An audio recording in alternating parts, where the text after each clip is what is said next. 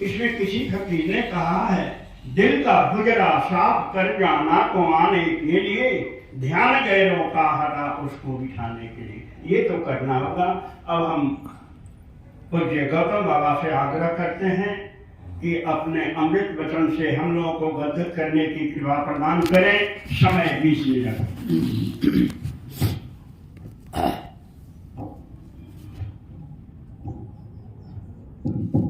श्री सद्गुरु महाराज की जय। श्री सद्गुरु महाराज की जय। श्री सद्गुरु महाराज की जय। बंदो गुरुपद कंज, कृपा सिंधु नरे रूप हरि, महामूतम पुंज, जासु वचन रवि करे निकरे।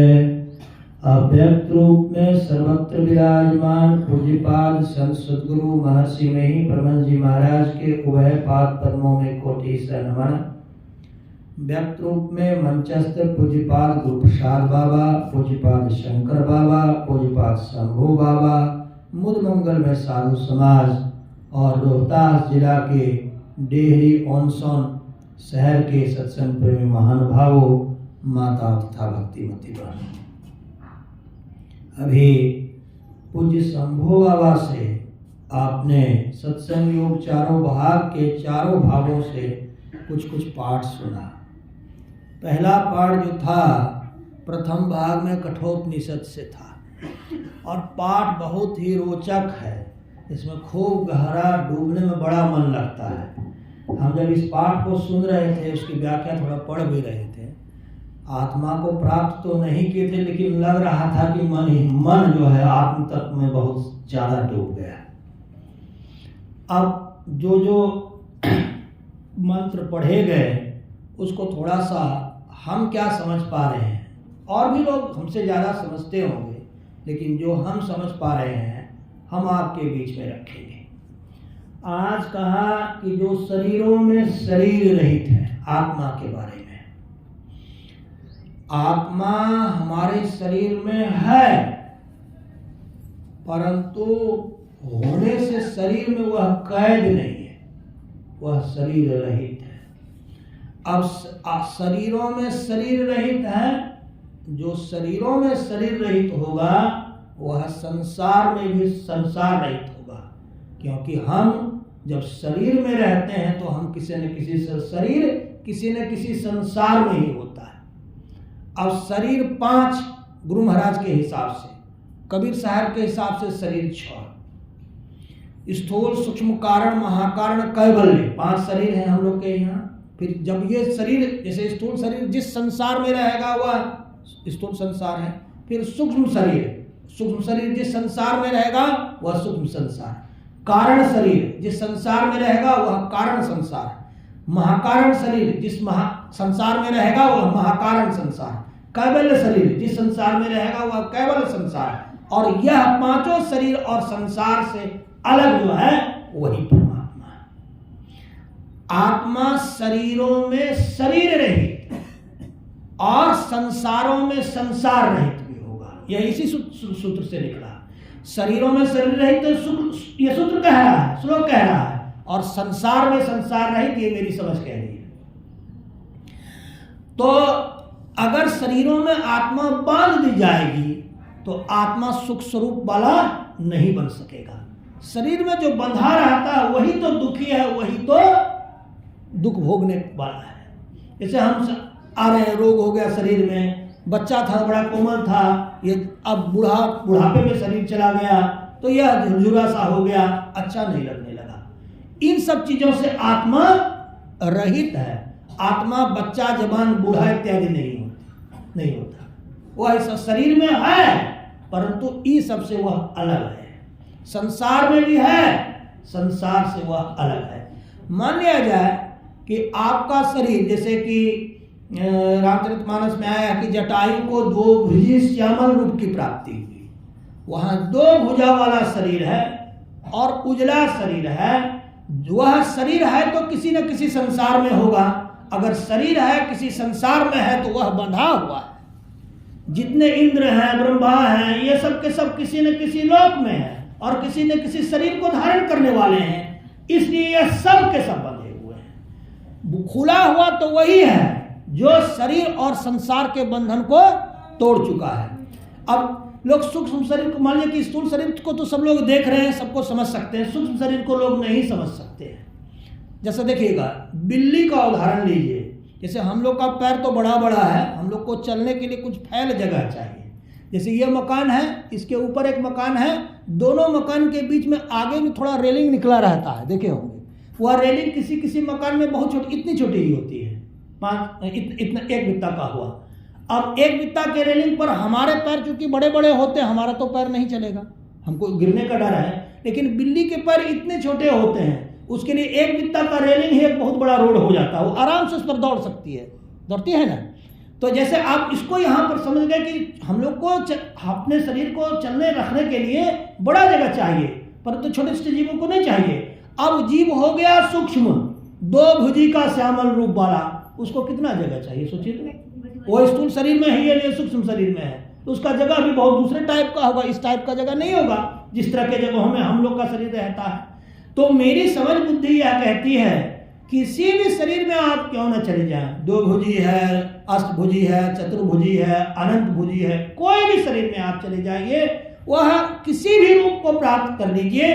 आत्मा चूंकि नाम रूपातीत है, वह नाम, उसको नाम से द्योतित नहीं किया जा सकता और किसी रूप में बांधा नहीं जा सकता। हम लोग बंधन में इसलिए हैं कि हम लोग रूप वाले हैं, कोई न कोई सबका एक शेप है, फॉर्म है। इसका विरोध क्यों कर दिया गया? अरूपों में परमात्मा क्यों बताया गया? इसलिए बताया गया, हम लोग जितने इस धरती पर हैं, सब के रूप को एक न एक दिन खत्म कर दिया जाएगा। हम लोग जितने पैदा थे, सबके रूप को ध्वस्त कर देगा। पूरी 8 अरब जनसंख्या पर यह बात है। और 8 अरब ही नहीं, जितने पशु पक्षी कृमि आदि जितने योनि वाले हैं, सभी का यही हाल है। और उतना ही नहीं, स्वर्गलोक ब्रह्मलोक जितने भी लोग वाले हैं, सबका यही हाल है। सारे रूपों को एक दिन समाप्त कर दिया जाता है। यह रूप जो है, यह समाप्त होने वाले स्वरूप वाला ही है, इसकी समाप्ति निश्चय है। इसलिए संतों ने अरूपों में परमात्मा को माना। हमारा असली स्वरूप क्या है? हम अरूप वाला हमारा स्वरूप है। अरूप से क्या तात्पर्य है? रूप जो है बंधन है, इस बंधन को हम जब खोलने की जो प्रक्रिया है, उस प्रक्रिया से खोलेंगे तो हम अरूप की स्थिति में जाएंगे, वही हमारा निज स्वरूप होगा। तो शरीरों में शरीर रहित है और अनित्यों में नित्य है परमात्मा। हमारा शरीर अनित्य है। अभी अनुपानंद बाबा सबौर के जो अध्यक्ष थे, उनका शरीर मेरे आंख के सामने छूटा है। कितना सुबह में हम लोग दिन भर बात कर रहे थे, धर्म पर चर्चा हो रही थी। उनको वेदानंद बाबा ने उत्तराधिकारी भी बना दिया था, माला पहना दिया था, लिख करके भी दे दिया था। वह दिन भर यही सोच रहे थे कि हम अगला अधिवेशन कैसे करेंगे, किसको आगे बढ़ाएंगे, किसको पीछे करेंगे, अधिवेशन के बारे में सोच रहे थे। रात में शरीर में कष्ट हुआ, 12 बजे मंत्र जप करते करते उन्होंने शरीर का त्याग कर दिया।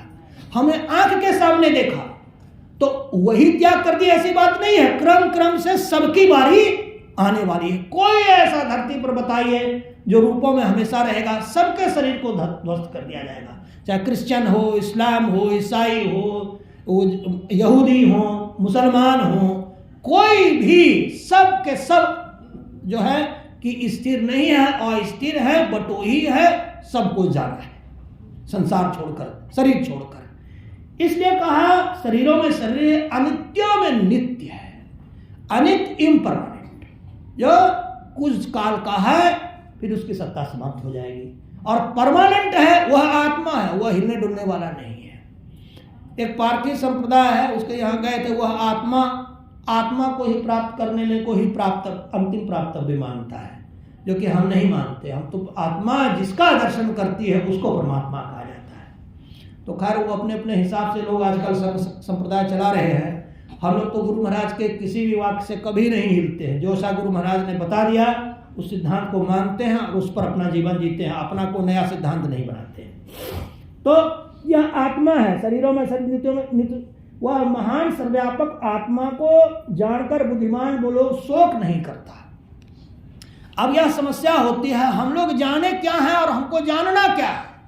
सामान्यतः हम लोग शरीर और संसार में रहना जानते हैं। जैसे यह शरीर है, इसमें हमारी आत्मा है, इसमें हम रहते हैं, इसके लिए घर बनाते हैं, मकान बनाते हैं, पैसा कमाते हैं, रोजी रोजगार करते हैं। यह शरीर में रहना जानना हुआ। और जब आत्मा को जानेंगे, मूल रूप से ये तो हम अपने स्वभाव से है कि हमारा मन विषयी है, रूप रस गंध स्पर्श में शब्द में फंसा रहता है, ये हम लोग का स्वभाव बन चुका है।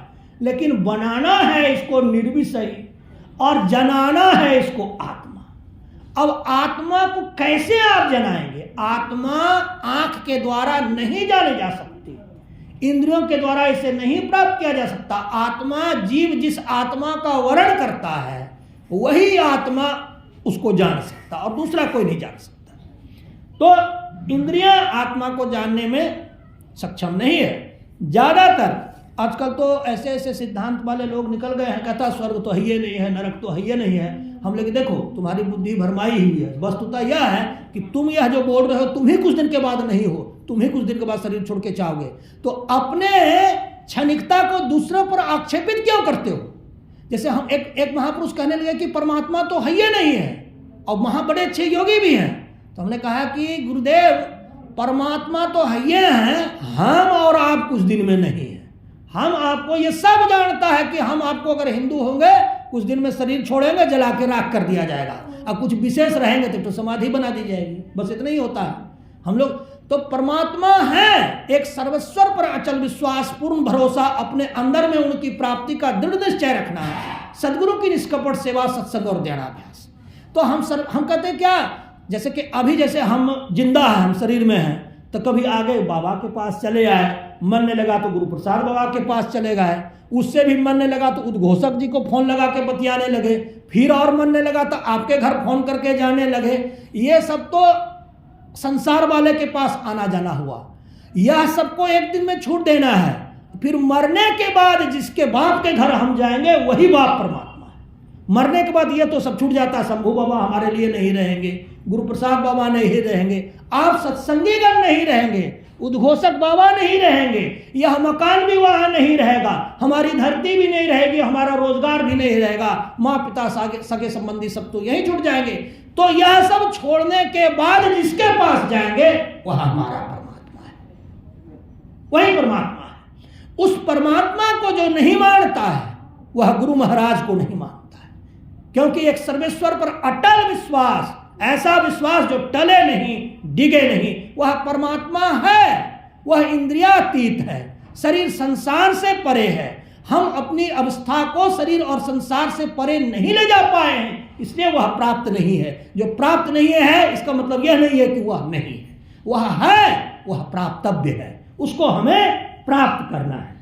तदुपरांत बाबा ने कहा यह आत्मा वेद के अध्ययन से प्राप्त नहीं होता, परंतु वेद में जो करने कहा गया है उसको करने से प्राप्त होता है। आजकल ज्यादातर जो आध्यात्मिक विद्वान होते हैं वह लोग वेद का अध्ययन करते हैं, उनकी पंक्ति को रटते हैं और रटने के बाद उसको बोलते हैं, कहते हैं और इसी को धर्म अध्यात्म मानते हैं, परंतु यह धर्म नहीं है। धर्म क्या है?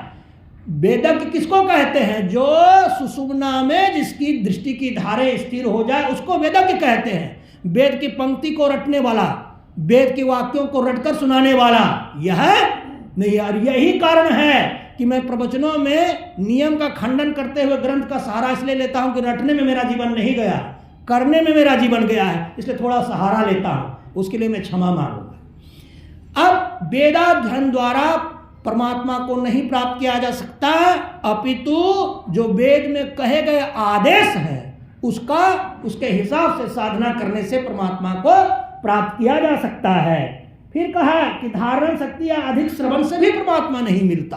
अब यहां पर देखिएगा, अधिक श्रवण किसके संदर्भ में कहा गया? संसारी विद्वान, रटे रटाए विद्वान, उसका श्रवण कीजिएगा तो आत्मा आपको नहीं प्राप्त होगी। परंतु वह योगी जैसे शंकर बाबा जैसे महायोगी सब हैं, लोग खूब ध्यान करते हैं, धुरंधर है एकदम गो, तो ऐसे ऐसे योगी को अगर सुनिएगा तब आपको सुनने से बहुत उन्नति होगी। कारण क्या? प्रमाण। हमने आपको उपदेश सुनाए, हमसे तो ज़्यादा काशी हिंदू विश्वविद्यालय वाला, दिल्ली यूनिवर्सिटी वाला ज़्यादा अच्छा बोल सकता है, परंतु उसका बोलना जो है और साधुओं के बोलने में अंतर है। साधु जब कोई ध्यान करके कुछ बात बोलते हैं तो उस साधुओं के शरीर में यौगिक शक्तियां होती है, जो जीव उसका श्रवण करते हैं उसके पाप ताप को नाशने की उसमें औकात होती है। और दिल्ली हिंदू यूनिवर्सिटी के विश्वविद्यालय के प्रोफेसर को या जेएनयू के प्रोफेसर में वो शक्तियां नहीं होती है, उसका संबंध केवल कहने सुनने से है, उन यौगिक शक्तियां को उत्पन्न करने से उसका कोई संबंध नहीं है। यही साधु महात्मा और सामान्य प्रोफेसर के वक्तव्य में अंतर है, यही दोनों में अंतर है। तो जो है कि अधिक श्रवण करने से प्राप्त नहीं होगा संसारी विद्वानों का, और परमार्थी विद्वान को यदि श्रवण कर रहे हैं तो उसके बारे में क्या कहा रामचरितमानस में? कहा गया कि जीवन मुक्त योगी भी ध्यान का परित्याग करके सत्संग का श्रवण करते हैं। क्या खास हो गया इसमें? जब वो सत्संग में कहा गया कि ध्यान कर लो, निर्वाण प्राप्त कर लो, और फिर वो ध्यान छोड़ के सत्संग में क्यों आए? बताते हैं कारण। उसका कारण यह है कि ध्यान की उस अवस्था को वो प्राप्त कैसे किए हैं, सुनिएगा। संत महात्माओं का उन्होंने खूब श्रवण किया, मनन किया, सदगुरु की सेवा की, कठोर ध्यानाभ्यास किया, तब वह जीवन मुक्त की दशा को प्राप्त हुए। तो जिन कारणों से उस दशा को वह प्राप्त किए, क्या वो कारण को बरकरार रखना नहीं चाहेंगे? अवश्य चाहेंगे। जैसे कोई नेता है, आज प्रधानमंत्री बना, लोगों का विश्वास प्राप्त किया, एक एक के पास गया, बनने के बाद भी वह अभ्यास उसको बना रहेगा। इसीलिए सत्संग का श्रवण किया जाता है। महापुरुषों से जो श्रवण है, महापुरुष से तात्पर्य जो योगाभ्यासी गुरु हैं, जिन्होंने उसका साक्षात्कार किया है। कितना कितना आजकल महात्मा तर्क देते हैं, मैं 5 वर्ष का था, भगवत गीता रट लिया था। अरे रटना और गीता को करना में आसमान और जमीन का अंतर है।